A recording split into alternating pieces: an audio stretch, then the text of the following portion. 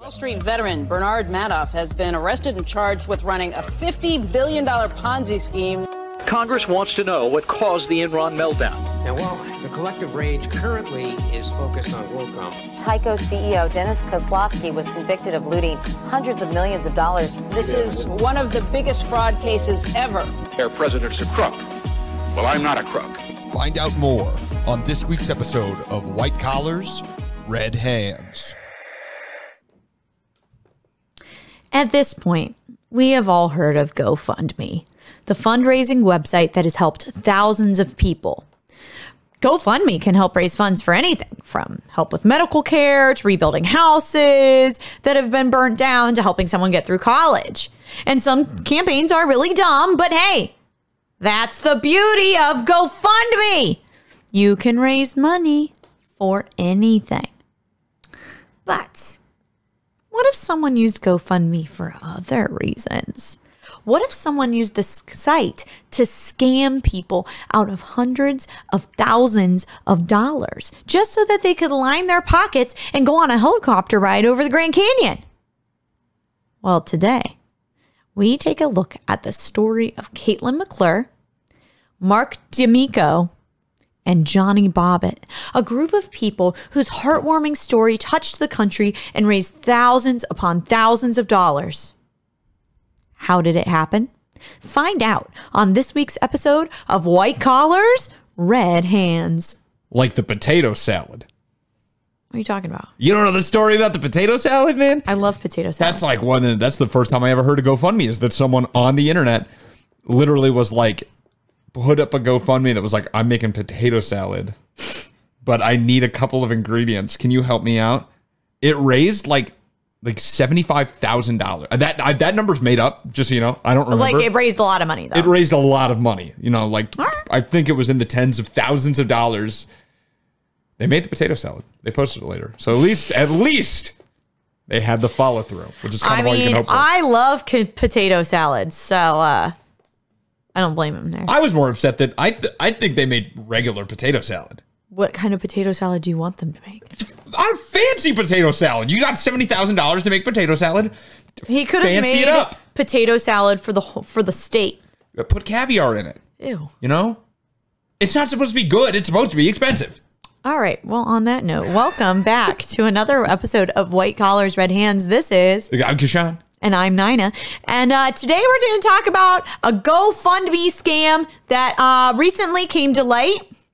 Well, it's been years in the making of coming to light, but it was a story that I knew of, that Kashan had heard of, that you probably heard of too. It's the 1,000-Pound Sisters. Tammy didn't need that surgery. She wasn't dead. I've never watched that show. I haven't. Here's the thing. I haven't either, but I see a bunch of random shows from that network on my TikTok. Yeah, that's the only time I've watched it, is when I get TikTok videos of 1,000-Pound Sisters. But her sister started a GoFundMe. Yeah, because she went to the hospital and she was like, he's gonna die, and she didn't. I guess she wasn't even that sick, but they raised a bunch of money, and now they got called up for like being a scam. Damn. Well, speaking of GoFundMe scams, let's talk about them. So GoFundMe was started in 2010, and as we know, it has helped thousands of people that are going through hardships or needing to make potato salads. It's easy. I've donated to lots of GoFundMes. It's a really easy way to help, and they do a lot of good. Yeah. It's the OnlyFans of charity. It's the OnlyFans of charity. Lots of people I know have used GoFundMe to help them through their hardships. We had a coworker who had to use it one time because she got shot. I know somebody who is using it right now because she had to have a double lung transplant. Like, these things are real, and it really does help a lot of people. GoFundMe is the world's largest social fundraising platform, and they really do monitor their campaigns very well to make sure there are no scams, but fraudulent cases do slide through sometimes. But only 1 in 1,000 campaigns are fraudulent, which are pretty good statistics. Yeah, you're more likely to get struck by lightning. Well, I'm more likely to get scammed on the street like I did the other day.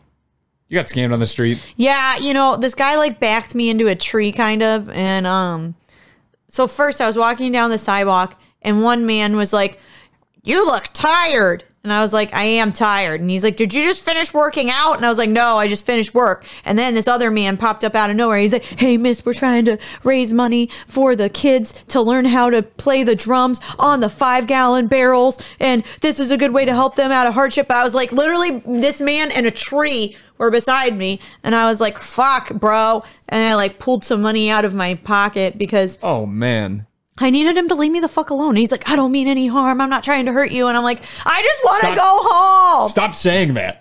Like, that's like the worst thing you can say to like, me is, I'm not trying to hurt you. It's like, you're making me think you're trying I was to hurt like, me. I didn't think you meant harm, and I didn't think you were going to hurt me, but now you do. Here's $4. You're trying to teach kids to play drums on a bucket? Yeah, and he had a laminated piece of paper. It looked very not legit. Great. But anyways, however, so many people do start GoFundMe's.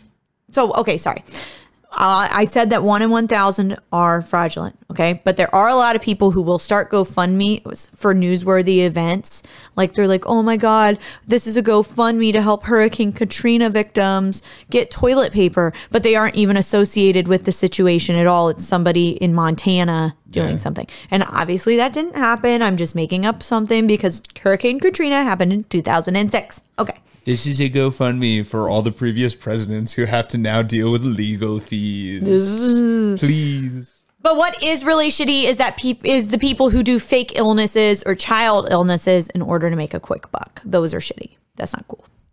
But one of the stories, we're going to cover 2 stories today, one way lengthier than the other. The story that we're going to start with, in 2017, Caitlin McClure was heading to Philadelphia, Pennsylvania, to be exact, from her town in New Jersey to hang out with a friend, to go out, to get drunk, to pop that pussy. All right. In the city of brotherly love? In the city of brotherly love. As she crosses the Delaware River, her car... Just like George Washington, sorry. runs out of gas. Unlike George Washington. Yeah, they had boats, so... She is able to get off on the shoulder, but ends up in a sketchy neighborhood and isn't sure what to do. She said, quote, my heart was beating out of my chest. I didn't know what the heck to do. A homeless man approaches her and tells her that he will help her. He goes to the nearest gas station and buys her gas with his last $20. The homeless man was Johnny Bobbitt, a Marine Corps vet who became a drug addict. Heroin, to be exact. Wait, why didn't she have her wallet? The car broke down, but it didn't fall in a river. All right, fine. Sorry, I'm prematurely poking holes in the scenario. My bad. After this act of kindness, and okay, so he gives her the $20. He brings her back a gallon of gas in a little container, puts the gas in her car, says, don't pay me back. Just be safe and have a good night. And she drove away. But Caitlin was very moved by this act of kindness, was very touched by Johnny Bobbitt in the not sexual way. I better say in the not physical way. And because of this act of kindness, McClure and her boyfriend, Mark D'Amico, went out to find Bobbitt and thank him for his act of charity. They came back with money and food, but they wanted to do more to help him. Because they said he was very genuine, he was very kind. They really wanted to help this guy. They started a GoFundMe for him called Paying It Forward. And they took an iconic photograph that I think most of us have seen of Bobbitt standing next to McClure. Bobbitt's got his hood up. He looks like he's down on his luck. And McClure is a pretty girl standing next to him. So it's every old CEO's dream. Yeah, they really Hugh Hefnered that picture. Oh, hell yeah. But he wasn't that old. He wasn't old like that. He was like... Yeah, well, I mean... Probably only in his 20s or 30s. There's not a lot of good comparisons for hot women with, like, homeless men. That's true. So, I mean, unless you just talk about whoever's hanging out with mumble rappers. Huh? They look fucking homeless. Oh, yeah, they do. Okay, so actually, I remember this story and seeing stuff about it, but I don't think I donated to it. Like, I remember this story circulating. This story came out when I was, like... a college student, so I was like, 2017. I was giving my money to nobody. Yeah. All right, I needed it for ramen noodles. So they originally set up the GoFundMe for $10,000 so that Bobbitt could get on his feet. They just wanted to help him either get into rehab or get a place that he could stay through the winter. Just, help the guy out. But the story went viral. People started sending crazy amounts of money to their GoFundMe. The campaign ended up raising $400,000, over $400,000, and over 14,000 people donated to the cause. After fees, they ended up with like $375,000 because GoFundMe does take a chunk. It's wild that GoFundMe got $25,000 from this. I know. I guess that's how they make money. Yeah. With this money, Bobbitt was able to give money to family members, buy an RV/camper, and get his life back on track. The camper was actually put on McClure's property, which was weird. They got close. They were like, They did. This heroin guy's fun. Let's keep him around. There's like a Christmas picture of them in a bunch of onesies. It might be a Halloween picture because they all are like look like they're in Winnie the Pooh onesies. Imagine being so generous that you just fall into a throuple. Wow. Just, it really, what you give out does come back to you. Ali Wong has a bit about hooking up with homeless men. So I guess this is what happened. That's what happens. Hey, if you're homeless and have $20, give it to a random person, maybe you end up in a throuple. I have thought about going out with homeless men because they just see things in me that I don't see in myself. Yeah, themselves. Yeah, well, so one day I was walking down the street and this homeless man was like, big booty. And I was like, no, sir, but thank you so much.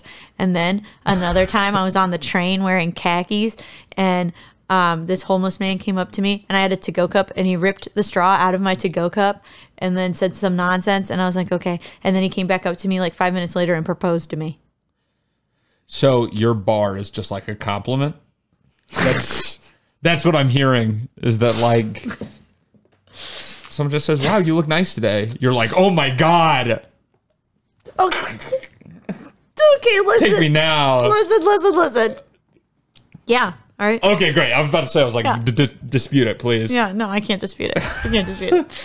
But this sounds like a really beautiful, like, heartwarming story of Bobbitt and the couple. And, if we're covering the story, it's probably not going to be a happy ending. Oh, it doesn't end with them wearing footy pajamas on a Christmas card? No. Oh, man. So per usual, with things on the internet, things often disappear as quickly as they go viral. All right. So once this story was out of the headlines, people forgot about it. I did until I heard about the other stuff that went down recently. However, Bobbitt claimed that he only received $75,000 of all the GoFundMe money and that McClure and D'Amico, I think I'm saying it right, kept the money from him and he started to sue the couple. Hot take here. All right. You were on heroin, right? At that point, I'd be like, thank you for getting me off heroin. I will take the $75,000 and I will abscond. I will leave. Yeah, well, McClure and D'Amico have another side of the story. They say that they kept the money safe for Bobbitt because of his drug addiction.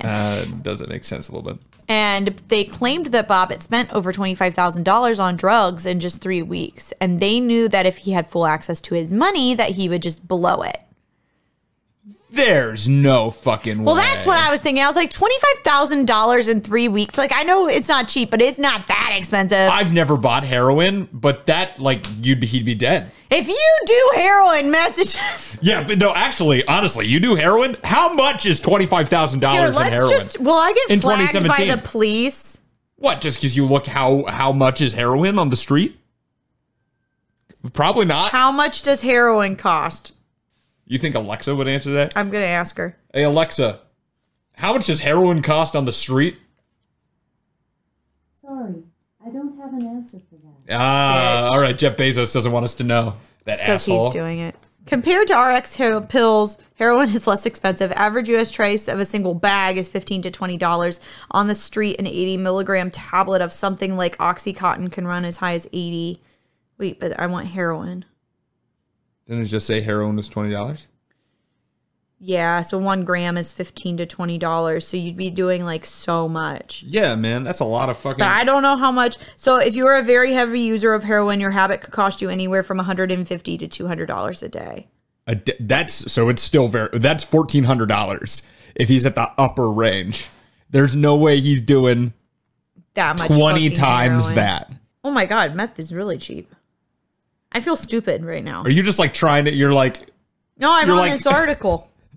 You're doing like an Amazon shop compare. You're like, oh man. You know, at Walmart, they could price match me. Can you, my dealer across town actually said that he can do better. Can we work this out? Can we work this out? Can we negotiate? Can we work this out? The couple also said that Bobbitt needed a financial guardian and that they took that role upon themselves until they could set him up a trust. Until the trust was set up, they said they were helping him out any way that they could. They even allowed him full access to their home, which he could shower and get food.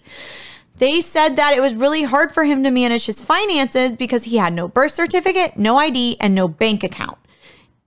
I mean... You can get some of that stuff, though. You can. You could definitely get a birth certificate. Birth certificate is scary easy to get. And an ID. You can get both of those things. Maybe he doesn't know his social. You do need that to know your social security. But you don't need that for your birth certificate. I thought you did. I'm pretty sure when I went and got my birth certificate, because I didn't have a copy, I literally walked in and was like, I need a copy of my birth certificate. And they're like, cool, what's your name? And I told them. And they're like, where were you born? And I told them. And they were like, here you go. Man, here's the thing, though. You don't look like you do heroin. That's true. So maybe they were just like, give this Starbucks-loving white woman a birth certificate. Who cares? First of all, I'm a Dunkin' Donuts You used girl. your privilege. Yeah, but you look like you drink Starbucks. Wow. Yeah. Is it the blonde hair? Go drink a pumpkin spice latte. It's that. Number one. Number two, everything else. Okay? Yeah. It's my cropped hoodie. That's and another my thing. Leggings. I don't know what part of everything else.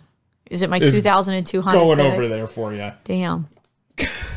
So McClure and D'Amico, they were getting a lot of flack when Bobbitt came out saying that he only got a small portion of all that money. So they ended up going on the Today Show to clear the air and prove their innocence. Don't go on TV. And honestly, they gave a really convincing interview. I would have believed them. Megyn Kelly was completely on board with them. And on the show, McClure said that she was receiving death threats and that people were threatening to burn down her home over this, which was a bit extreme. Yeah, especially because it might jump to his trailer that's in the front yard. Right. Although D'Amico and McClure were saying that they had pure intentions, to everyone else on the outside, it did not appear so.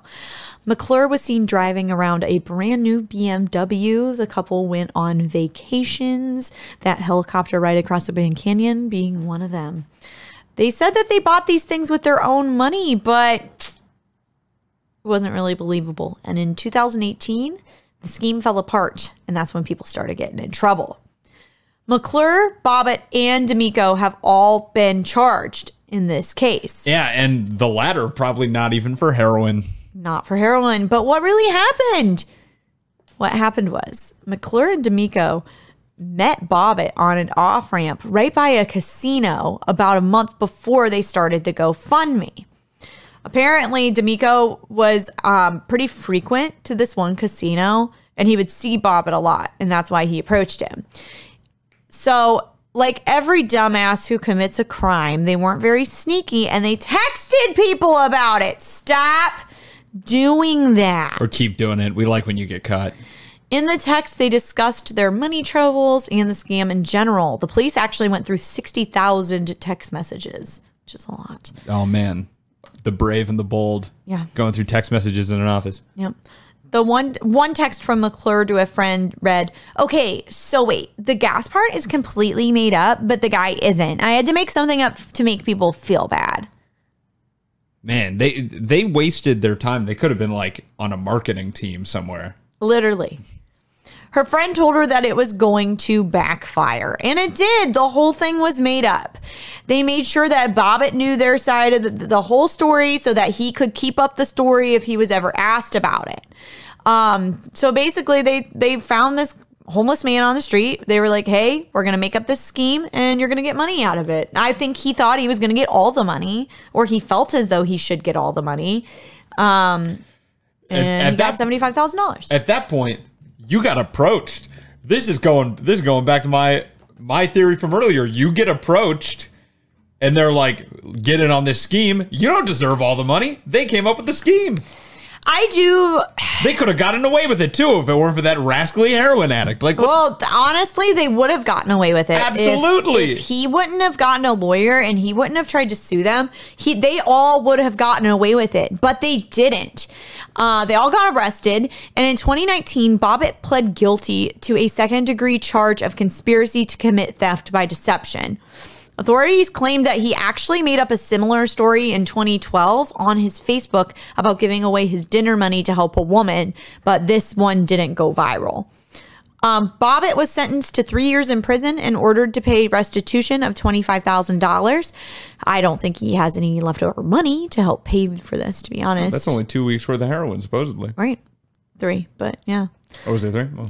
Part of his sentencing does require him to get treatment for his drug addiction, and if he does not follow the rules regarding his treatment, he will serve 5 years total. So D'Amico pled guilty and was sentenced to 5 years in prison in New Jersey, and then is also serving a federal sentence of 27 months, and these sentences run congruently. So he's going to be in jail for over 7 years. Damn. That's why, of course, these random people that stole money.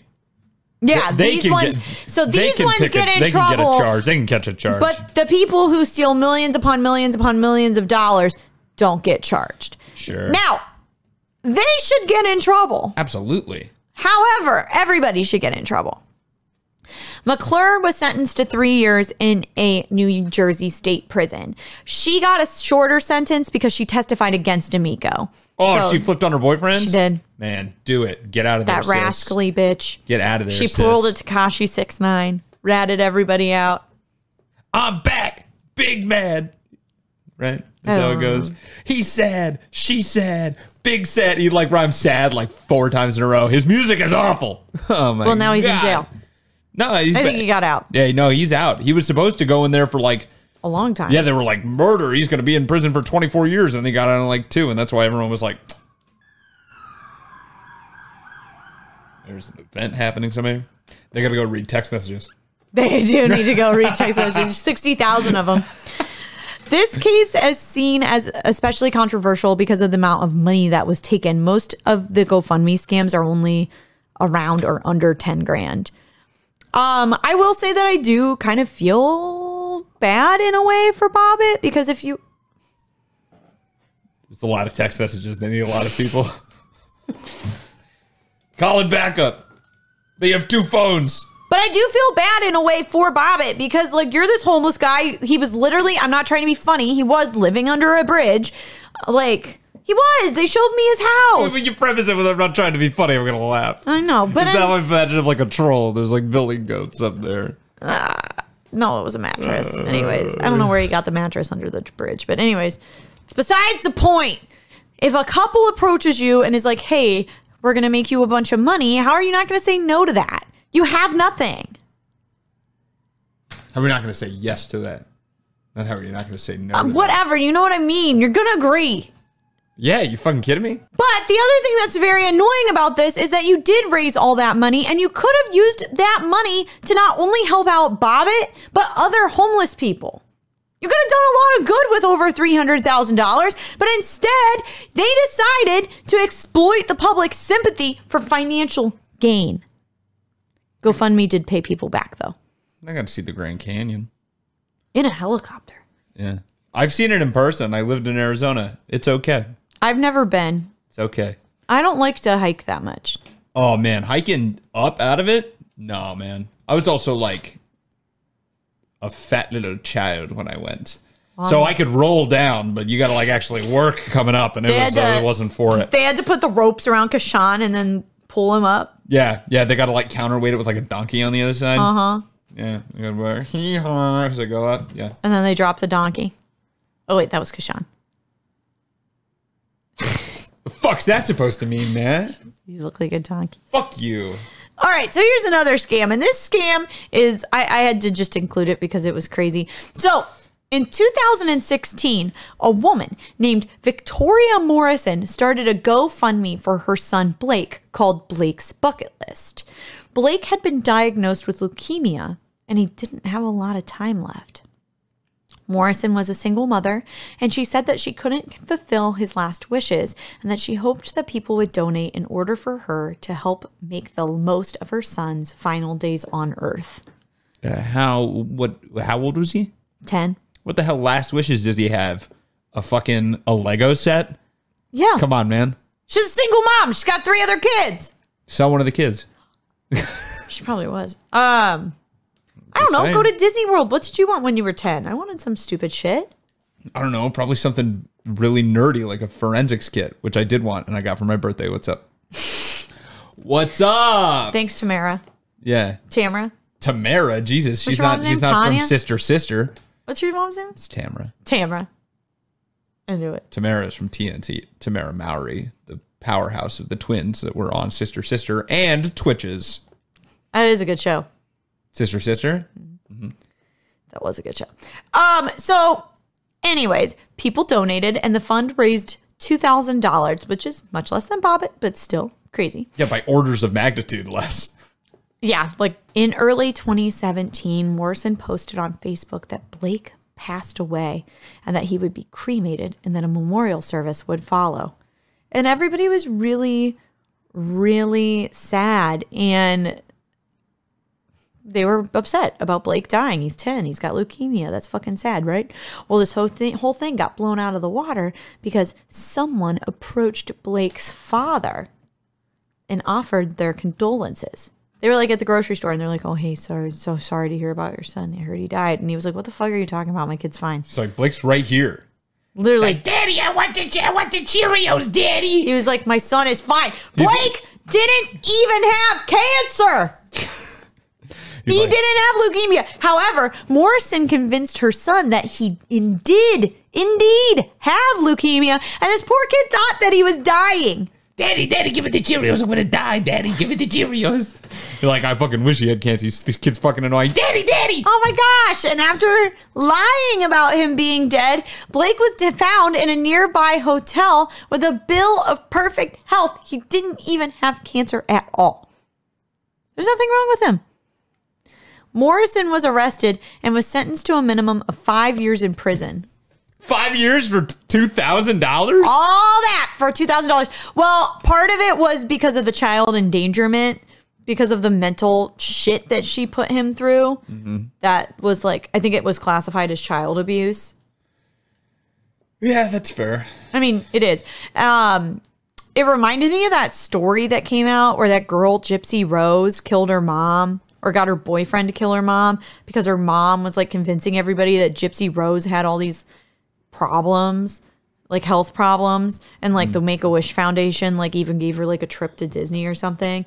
Hulu made a whole mini series on it called like Mother Dearest or something like that. Is this like Munchausen by proxy? Yes. Basically? Yes, it was Munchausen by proxy. Yeah. Yeah, and other really rare psychological phenomenon. That's what we do here as we talk about Munchausen by proxy. Folie à Deux. Shout out to the new Joker movie. It's called Folie à Deux. Oh, I want to go. I want to see it. It's got Lady Gaga as Harlequin, and it's a musical. What? I didn't know the musical part. Yeah, I don't know. It's gonna be weird. We'll see if it's good. I'm still gonna see it because the first Joker was phenomenal. It was better than you'd expect. Yeah, I had a great time in the theater. Yeah, it won an Academy Award. It should have. It was a great film. I'm glad interesting films are winning Academy Awards now, and it's not just like the weird ones. Movies that I haven't seen, like Fish Out of Water. Gone with the Wind. Okay, you didn't see that because it was in the 30s. It was not in the 30s. That movie was made in like the 30s. It could not have been. Wasn't that one person in? I'm being very specific right now. I'm bad with actors' names. Oh, Clark Gable. I'm thinking about Dances with Wolves. Yeah, that's Kevin Costner, and that was the 90s. Yeah. 1939. Gone with the Wind. 3 hours and 58 minutes of cinematic gold. 3 hours? Jesus. 3:58, so it's really 4. That's why I've never seen it, because I would never get those 4 hours of my life back. I'd rather be doing anything else. It's not that good. I can't be the only one that gets scared about like long movies, about being like, I'm going to lose that amount of my life watching it. I just don't. Dances with Wolves is like 3 hours long. Well, I haven't seen that either. That is a great movie. It's one of my top 5. The only Kevin Costner movies I watch are the ones where he plays baseball and Waterworld. So isn't he in, oh wait, maybe that's Tom Hanks. A League of Their Own. That's Tom Hanks. Okay. Where's the one he played? Baseball. He's got 3 big ones. He's got A League of Their Own. Or not A League of Their Own. Fucking goddamn it. He's got Field of Dreams. Aha. Field of Dreams. He's got Bull Durham, which is a very good baseball movie. And he's got the other one that I've never seen. I've not seen any of those movies. I haven't seen A League of Their Own. He's an old pitcher. He pitches a perfect game. John C. Reilly's his catcher. Once again, seen all the clips on TikTok. I've seen whole movies on TikTok that I've never seen in real life. So this was a shorter episode today, but an important one. Charitable donations are always seen as a good thing. Heck, when you're at the grocery store, they always ask you if you want to donate to St. Jude. And then when you don't, you feel like a piece of shit, so that they swindle you into donating for them so that they can get a tax break. But that's another story. Wait, they do that? Yeah. They use that as a tax break for the company? Yeah. So quit doing it. I wasn't doing it to begin with, but you know. When they're like, do you want to help the kids with cancer? Or do you want to help the hungry? And you're like, hit $1. I know a sunk cost fallacy when I see it. I'm not donating to kids with cancer. Like, they use that money that people donate to then donate, but they use it as a tax write-off. Woof. And they're not even the ones donating the money. Hate that. Yeah. People who lie about helping the needy in order to make a quick buck are the worst type of people out there. McClure and D'Amico deserve every minute of their jail sentence. Now, this episode isn't here to persuade you from donating to those who need help. Rather, do your homework, know what you're donating to, or donate directly to someone in order to avoid a scam. And that's today's episode. Thank you so much for listening. Yeah, GoFundMe. Huh? GoFundMe. GoFundMe. And, you know, if you want to start a GoFundMe, now this shows you how easy it is. Yep. Yeah. But do it for real. Just make potato salad, please. Yeah. Well, and there's a lady who has dedicated her life to finding scams off GoFundMe, and her website is called GoFraudMe. I wonder how long she thought about that one. I don't know. I thought it was kind of clever. It's all right. I laughed. I chuckled. It doesn't even rhyme. I said a ha-ha. Hoo-hoo, ha-ha. Hoo-hoo, ha-ha? He. Okay, great. I chuckled. Wow, you threw a hee-hee in there? Mm-hmm. Damn. Must have been really funny. Yeah, it was. Well, thank you so much for listening, everyone. If you want more where that came from, you can go on Facebook.com/WhiteCollarsRedHands, on our Twitter at WhiteCollarsPod, our Instagram at WhiteCollars_RedHands, or on our TikTok at WhiteCollarsRedHands. If you have a suggestion for a show, we are actually halfway through this season. So, oh, geez, I know, right? We're halfway through the season. So if you want to, you got a story, a white collar crime story that you want to hear about, you should suggest it to us. We love to do fan submitted episodes. We try to do at least one every season. You can send that to us by DMing us or by going to by emailing us, whitecollarsredhands@gmail.com. You can always check out our website too, whitecollarsredhands.com. A way to support us is by going to that merch tab, clicking on the merch. It'll take you over to TeePublic and you can buy whatever your heart desires. Another way to support us is by giving us a rating on either Spotify or Apple Podcasts. We love a 5-star rating, but an honest one is good as well. And then the best way to spread the word about us, to support us, is by just telling people. Tell your friends. Tell your coworkers. Oh, make one of those tape recordings and then play it next to your partner while they sleep at night that just says, watch, right? White Collars, Red Hands. Oh, yeah, watch it because we're on YouTube now. We are on YouTube now and we need subscribers. So please go do that for us. Thank you so much. Yes, please do. I'm serious, though, about, making your partner listen to us by playing it while they sleep. Yeah. You might think I'm joking. But we're not. That's serious. We absolutely are not joking. Do that. And I think that's it. Thank you so much for listening. Don't go scamming people. And we'll see you in another. We'll see you. Oh my!